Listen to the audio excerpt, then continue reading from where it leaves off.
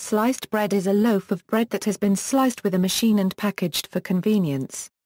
It was first sold in 1928, advertised as the greatest forward step in the baking industry since bread was wrapped.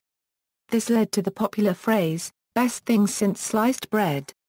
History. Otto Frederick Roweder of Davenport, Iowa, USA invented the first loaf-at-a-time bread slicing machine. A prototype he built in 1912 was destroyed in a fire, and it was not until 1928 that Roweder had a fully working machine ready. The first commercial use of the machine was by the Chillicothe Baking Company of Chillicothe, Missouri, which produced their first slices on July 7, 1928. Their product, clean-made sliced bread, proved a success. Battle Creek, Michigan has a competing claim as the first city to sell bread sliced by Roweder's machine. However, historians have produced no documentation backing up Battle Creek's claim. The bread was advertised as the greatest forward step in the baking industry since bread was wrapped.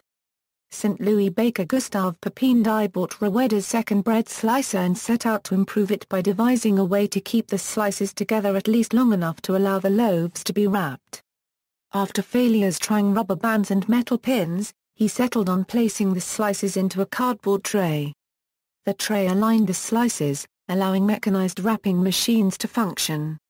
W. E. Long, who promoted the wholesome bread brand, used by various independent bakers around the country, pioneered and promoted the packaging of sliced bread beginning in 1928.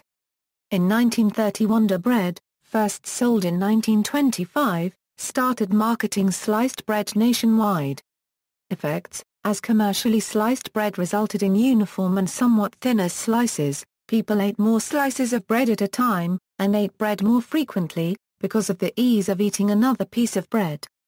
This increased consumption of bread and, in turn, increased consumption of spreads, such as jam, to put on the bread. 1943 U.S. ban on sliced bread. During 1943, U.S. officials imposed a short-lived ban on sliced bread as a wartime conservation measure. The ban was ordered by Claude Wickard, who held the position of food administrator, and took effect on January 18, 1943. According to the New York Times, officials explained that the ready sliced loaf must have a heavier wrapping than an unsliced one if it is not to dry out. It was also intended to counteract a rise in the price of bread, caused by the Office of Price Administration's authorization of a 10% increase in flour prices. In a Sunday radio address on January 24, New York City Mayor LaGuardia suggested that bakeries that had their own bread slicing machines should be allowed to continue to use them, and on January 26, 1943, a letter appeared in the New York Times from a distraught housewife. "I should like to let you know how important sliced bread is to the morale and sameness of a household. My husband and 4 children are all in a rush during and after breakfast. Without ready sliced bread I must do the slicing for toast €2 pieces for each, only €1 that's 10. For their lunches I must cut by hand at least 20 slices, for 2 sandwiches apiece. Afterward I make my own toast.